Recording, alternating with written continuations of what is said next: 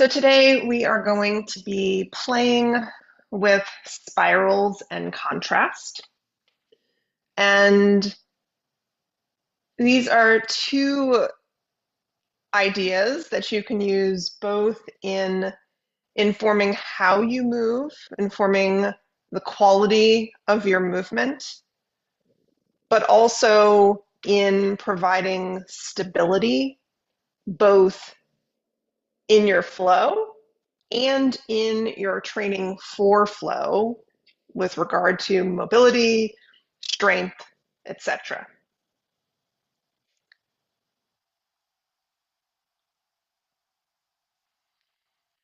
And if you haven't figured it out yet, hi, my name is Jessica. I am the founder of Circus Mobility. I have a long background in lots of different types of movement, but the pieces that really speak to what we're going to be talking about today are my background as a gyrotonic and gyrokinesis trainer and as a mobility trainer. So those are the things that in my movement background really gave me the control and the awareness of not just that my body was moving, but where it was moving from, and how to pull apart the pieces to know how to keep something stable while something else continues to move. And so a lot of times if you see that in your own body, if you reflect on how you move, when you perceive a stiffness in the body, a lot of times that is because when you move from one joint, the rest of the body moves with it. So your ability to pull apart all of the different possibilities within the body is going to allow you to have more access to different ranges of motion, fluidity, and flow. So we're going to start with contrast. What is contrast? Conceptually, the dictionary definition is the difference or degree of difference between things that have similar or comparable natures. So we are emphasizing difference, right? So if we look at these two visuals here, we have a rubber band and tug of war. So rubber band, if we think we have one finger pulling in one direction, one finger pulling in the other. They're increasing the difference between those 2 points. And the same thing with our tug of war, right? We have people pulling at different intensities from one direction to the other. But same thing, they are in opposition to each other.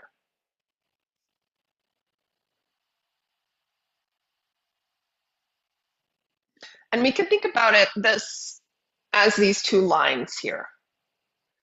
In the first one, we have a fixed point, and we have another point that is moving in opposition away from a fixed object. And then in the line below, we have 2 points moving in opposition away from each other. So both of those ideas in our mind are contrast. They're just different types of contrast.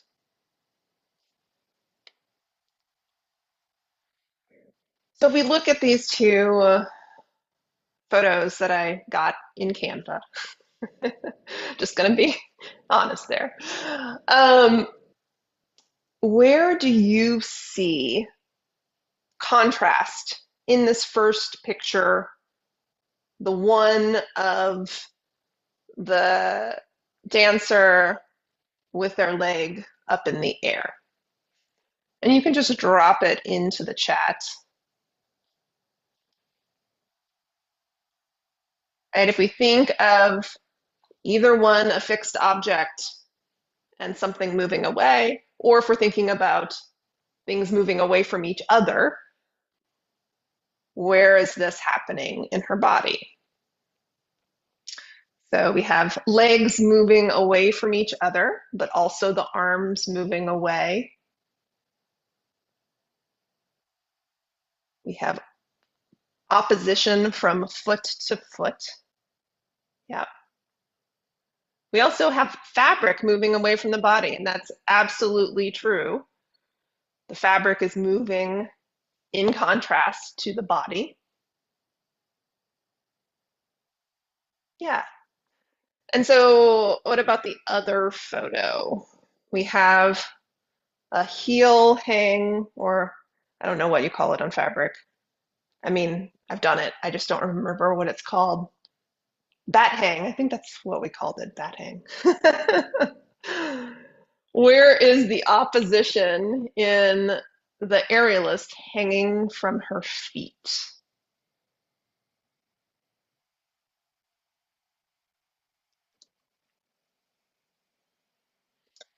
You have the arms reaching perpendicular to the body line and the silks. We have chest opening. So if the chest is 1 point, what is the opposition from the chest?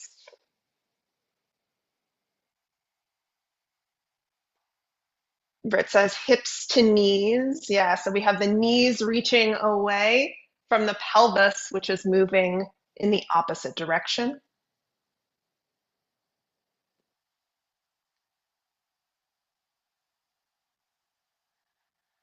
Chest and hips moving in opposition. Yes.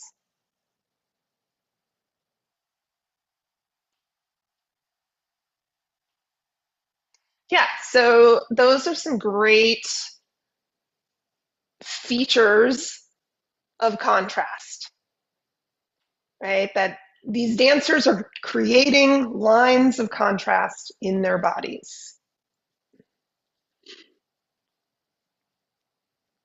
So what is contrast? It is stability. And specifically, contrast is stability through specific muscle contractions. And those muscle contractions can be either isometric muscle contractions or isotonic muscle contractions. So we have isometric contractions where you generate force without changing the length of the muscle. So meaning the joints are staying in a fixed position. And then isotonic contractions where you're maintaining constant tension in the muscle while the muscle changes length. And this could be an instance where if you're continuing to reach in a certain direction, we're maintaining constant tension in the muscle, but the distance between two joints is lengthening, so the muscle is lengthening. But when we're thinking about contrast, typically speaking, we can think of this as an isometric muscle contraction. So we have these two photos here. We have the one just arms down by your sides. And if you take and you put your arms down by your sides and you reach your fingertips toward the floor, you can feel your triceps, the muscles on the back of the arms, start to contract. Now, if you continue reaching down harder and harder and harder, that doesn't necessarily mean you're going to get a stronger and stronger tricep muscle contraction, right? It's not that you're trying to hyperextend the elbow. Your directional energy is through your fingertips toward the floor. And so you're going to get that isometric contraction in the tricep.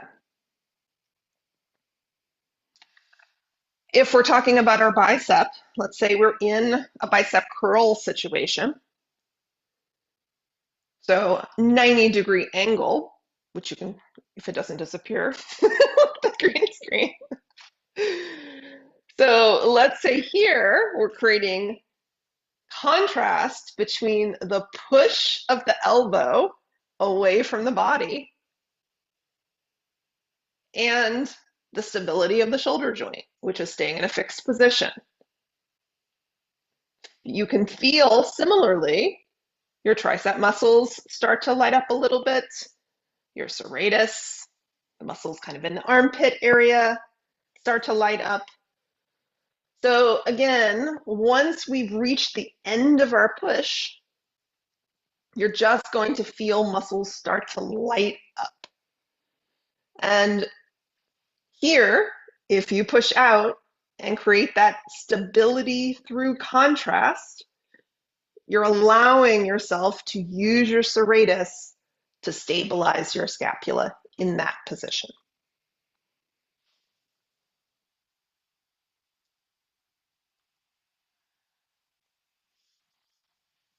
So let's go ahead and try the first photo of the woman in this high V position,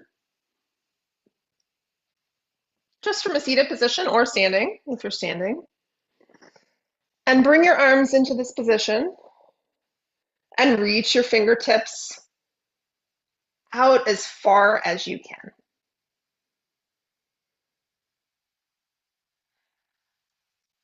And when you do that, where do you experience contrast in your body?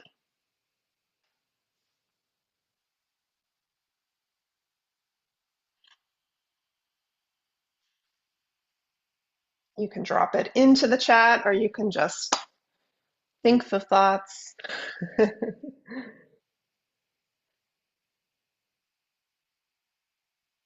Shoulders, lats, chest, pecs.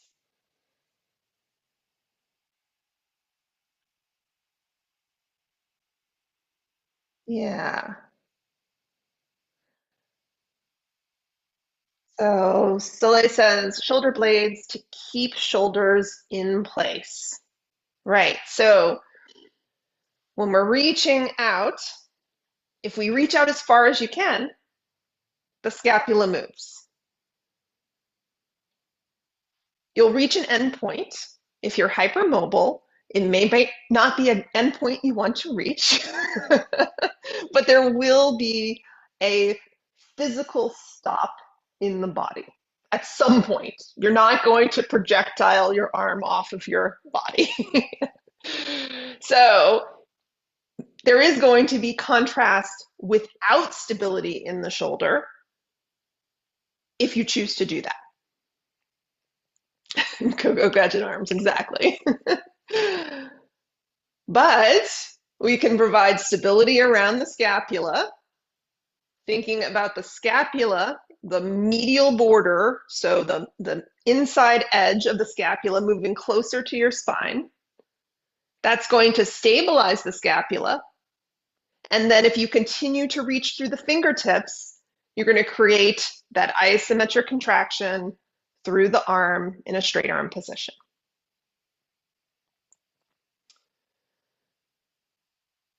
There are other things happening as well, but that's the most obvious there.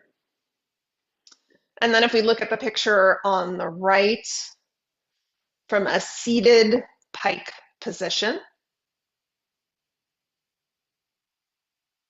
where do you experience contrast in these movements? And I do encourage you to actually do it because sometimes you might actually be surprised in what you feel versus what you think or perceive from looking at a photo.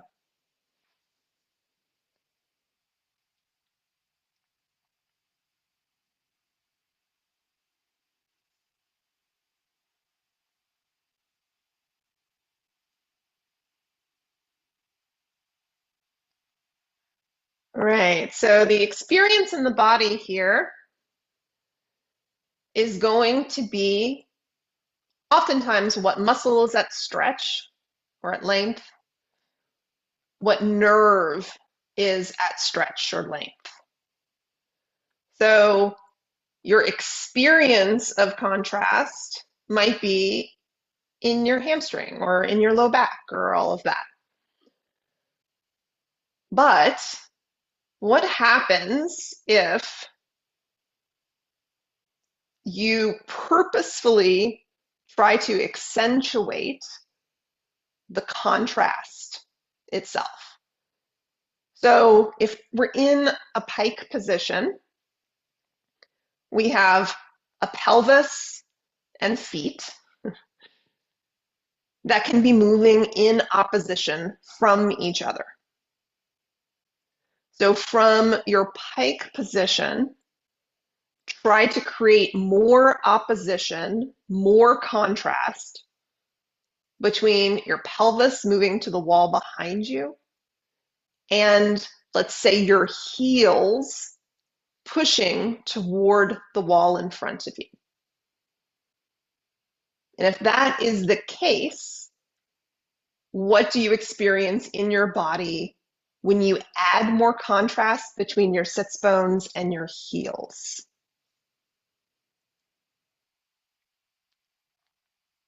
So nerve stretch in the calves. Yes, exactly. We are putting the sciatic nerve at stretch. That's going to happen. Feeling it in the back of my legs. Feels much more intense.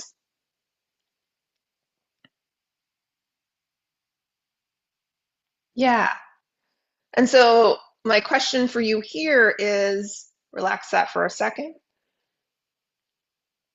How does that feel different than straightening your knees and focusing on contracting your quad to straighten your knees?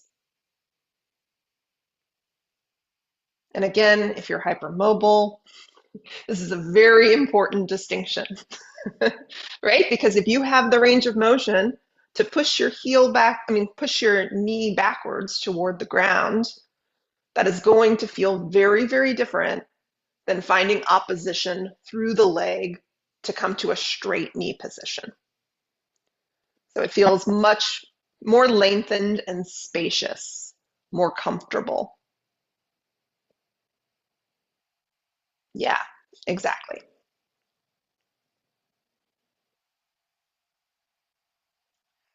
A lot of times especially if you do weightlifting, for example, there's so much focus on, am I working the right muscle in my body? Or let's say you have micro bends and someone is telling you, oh, you just need to squeeze your quad harder, right? Sometimes those cues can work for you, absolutely, but sometimes they can be a little counterproductive in the body because our intention goes to something very, very different, and our attentional focus is on not necessarily what we want, which, if we're looking for flow and fluidity, we're looking for more expansion, more expansiveness in the body instead of contraction, which is gripping at the quad, right? So if we're thinking about how can we create length as opposed to contraction, we're going to have a lot more freedom in our movement.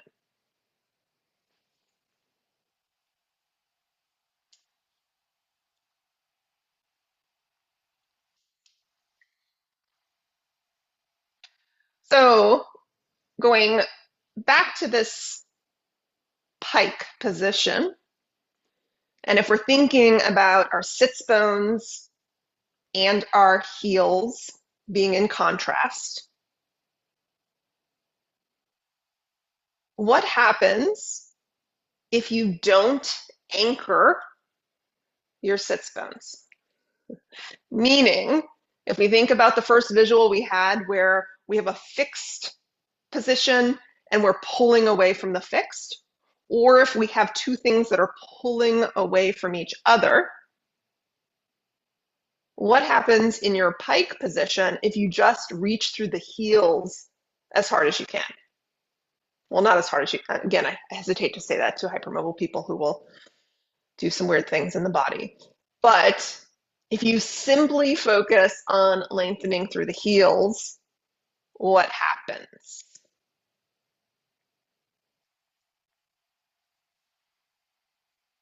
My pike opens. Yeah. Does it change the position of your pelvis at all? Yes, Britt said, more curl in my pelvis wants to happen. Exactly. Yeah. So if we don't create stability somewhere else in the body, other joints are going to go along for the ride, right? They're going to be pulled by the energy that you're creating. So if you push through your heels without doing anything to stabilize the pelvis is going to be pulled more into a posterior tilt. So if we want to maintain stability in the pelvis, we have to create some sort of opposition, either from an anchor, meaning keeping your pelvis in a fixed position, or moving in the opposite direction.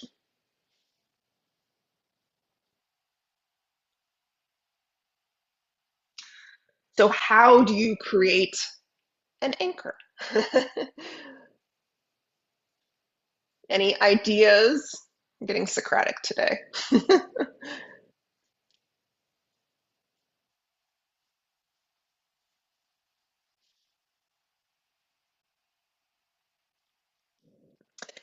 If uh, have identify a middle point question. Um, I'm not totally sure what you mean there, so if you want to give a little more explanation. If we want to anchor the pelvis in this pike position, so not let the heels drag the pelvis into posterior tilt. If we want to create opposition from the sits bones to the heels, how do we create an anchor in the pelvis? What has to happen? Yeah, so pelvic floor, that's a good anchor. Yes. There are multiple answers here. There's no one right answer. But what has to happen is the muscles surrounding the pelvis have to isometrically contract to keep the pelvis in a fixed position, whatever that position is. So if we wanted to fix it in a position that is in more opposition, yes, we would want to rotate sits bones to the sky, like you said, Britt, and add stability through muscular contractions of the deep core, the hamstrings, right? So that on either side of the equation, muscles are tensing up so that when you push through your heels, the pelvis stays in that anterior pelvic tilt.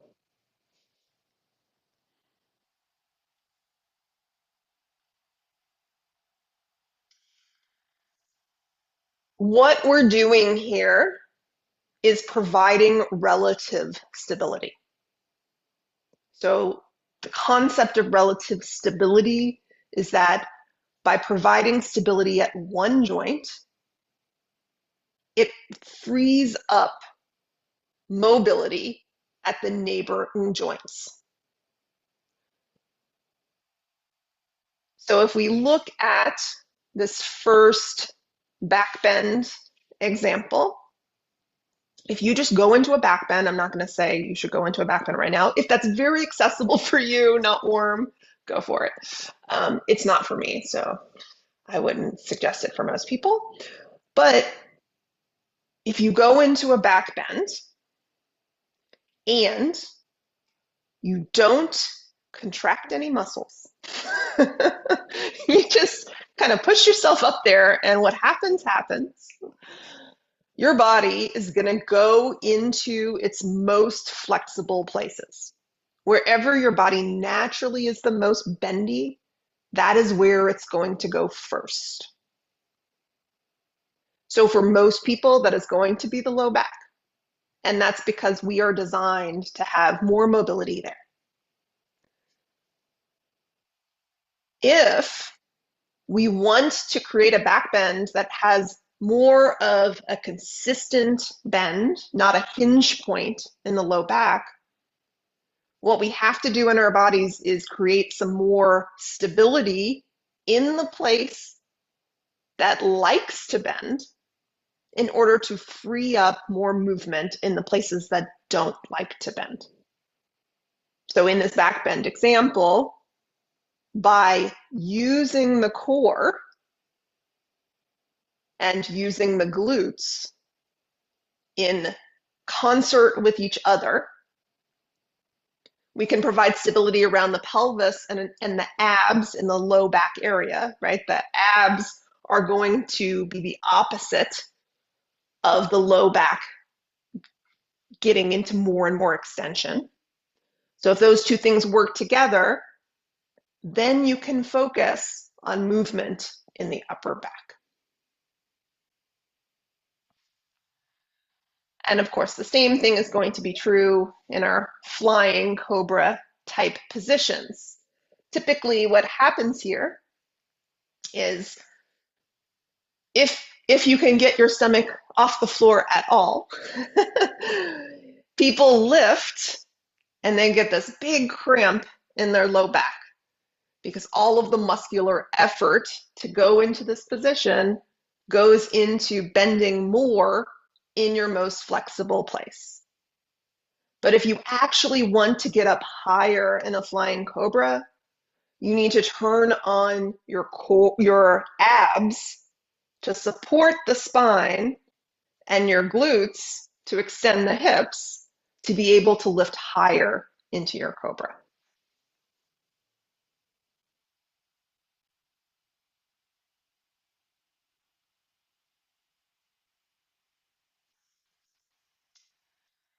So we're going to do a little bit of contrast quickly with our obliques.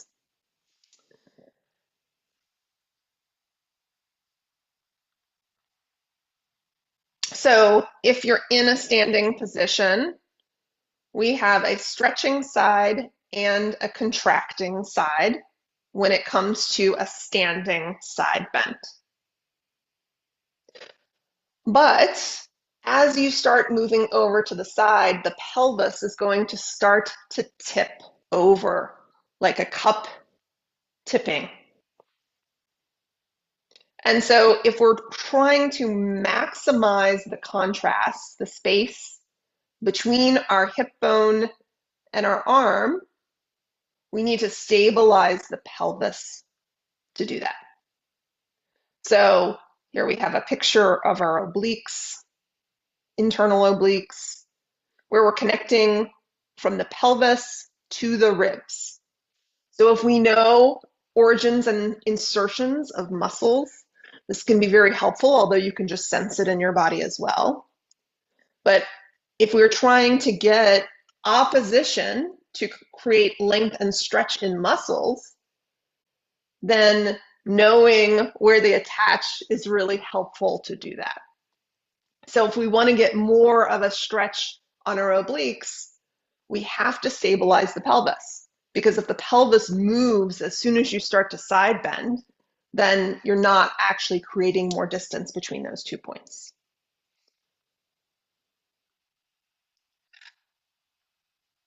Oops, sorry. Going back. So from your standing position, what I want you to think about doing is creating some opposition. I'm going to stand up and hope I don't go into a weird black screen situation. Okay. I think I'm here. Okay.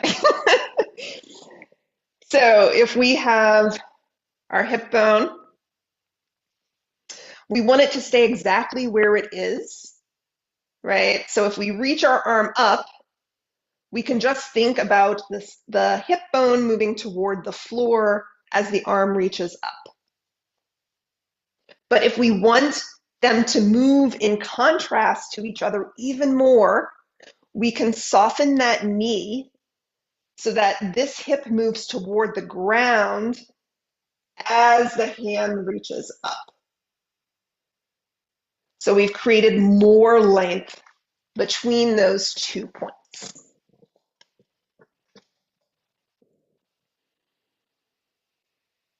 I'm totally going to be the queen of going over in my own presentations while everyone else is really good with staying to time. It's okay, it's my summit. All right. Um, spirals. So what is a spiral? Spirals are found all throughout nature, and it is winding. If we think of spiral as a verb, it's winding around a center or pole and gradually receding from or approaching it. So in nature here, it's really beautiful to see all of the spirals in shells.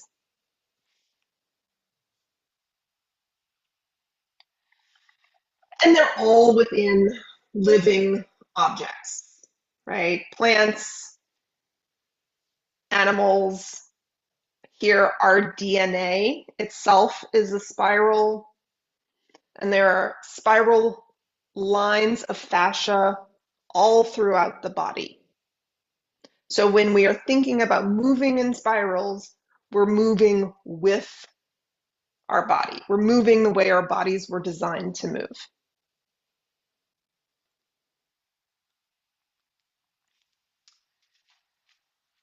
So my question to you is, what is the difference between a spiral and a twist?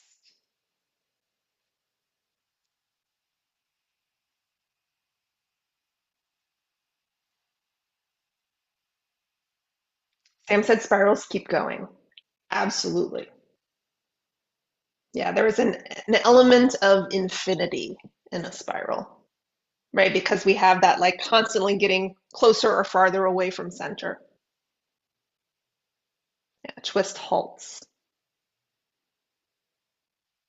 Exactly.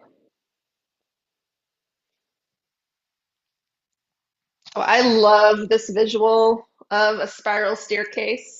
If we think about that idea of it just going forever up into the sky, it's a really wonderful visual to use in the body when we're rotating, right? Because if we just think about twisting, hard stop, boom. But if we think about that spiral staircase, we can rotate and keep moving up and up and up and up, and we have so much more movement available to us. So yes, spirals have a directional energy in a direction, right? In this case, we're thinking up, but yes.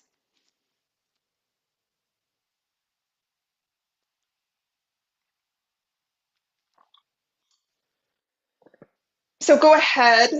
If you didn't try it when I was just talking about it, you can go into this yoga position.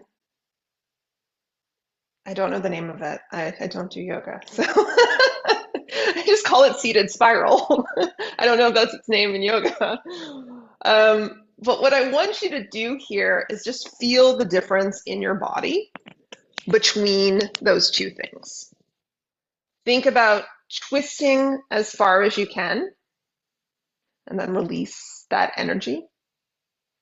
And then think about your body as a spiral staircase where there is opposition between your sits bones rooting into the earth and the top of your head reaching to the ceiling, as well as opposition from your sits bones rooted and your sternum reaching in a spiral in opposition.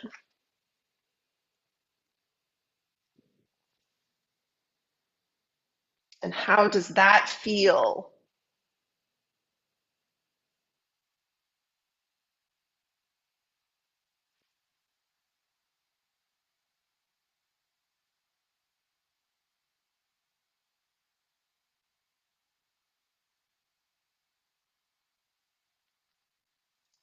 I know in my body it feels a lot more expansive. Sam says spiral feels taller. Yes, absolutely. Great, because again, if we have created contrast through opposition and then added spiral, we've added a lot of support for the position to allow you to access more range of motion in the places that you want to move, the places that don't have the stability.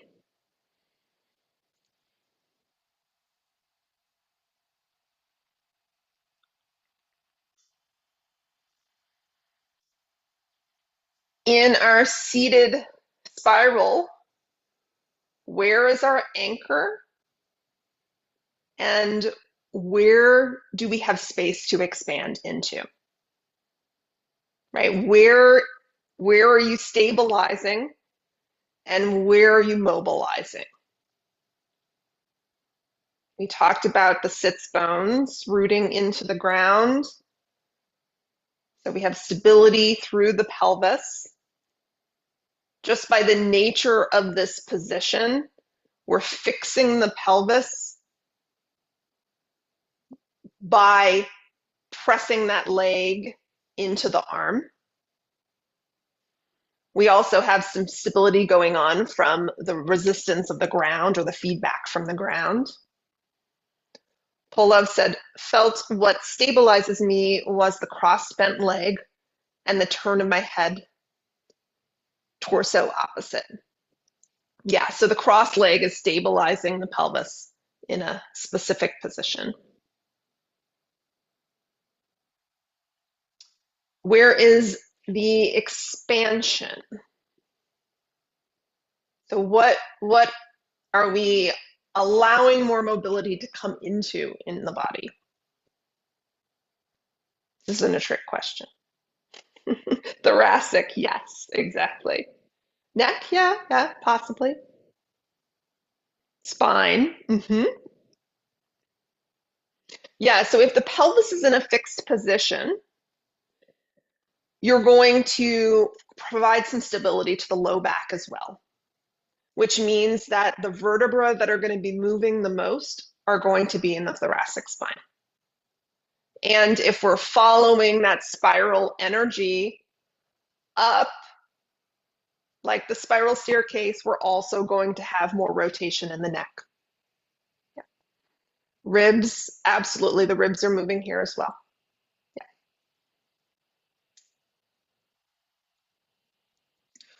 All right. Any questions about that for me? Was that helpful?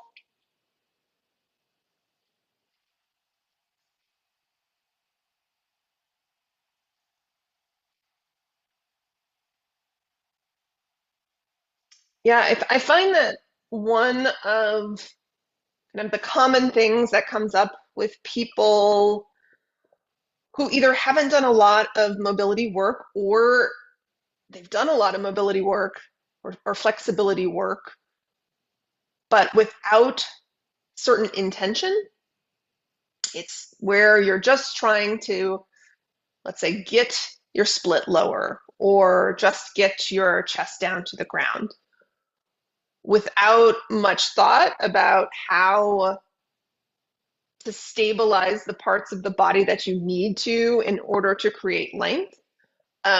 What happens is the work that you do in mobility class doesn't translate in the air, right? Because the positions that you're doing on the ground are not the same as the ones in the air. So if you want to create more distance between limbs, you have to be able to find those points of opposition in the air, and that's harder to do than points of opposition with the ground where you have something, again, to ground into. So the more that you practice finding opposition in your body and using that spiral energy to create more expansion in the body, the more you're going to be able to access that in the air.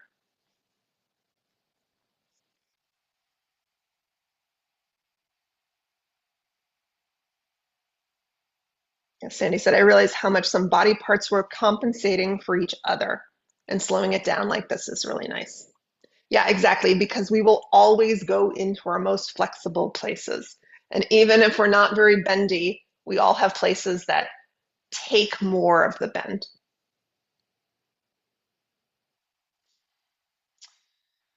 Alicia Mock says, what is a safe point? Let me see, sorry, let's cut off a little bit.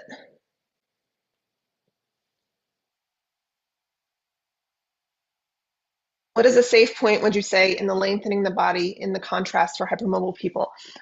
So the wonderful thing about contrast is this is exactly the type of work that hypermobile people need to do, right? Because hypermobile people need more joint stability and more support for the movements. So by teaching yourself to find your anchors, that is going to help you be in safe ranges of motion. The issue becomes when you're lengthening without anchoring the joint.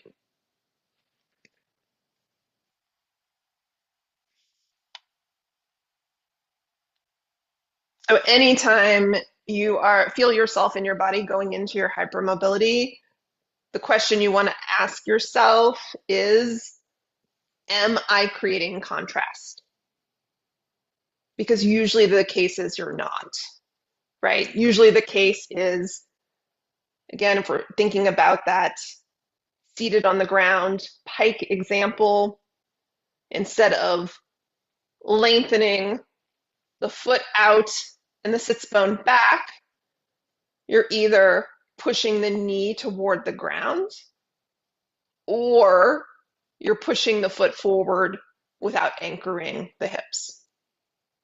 And that takes proprioception, and that's why proprioceptive training is so important for hypermobile people. All right. Thank you so much.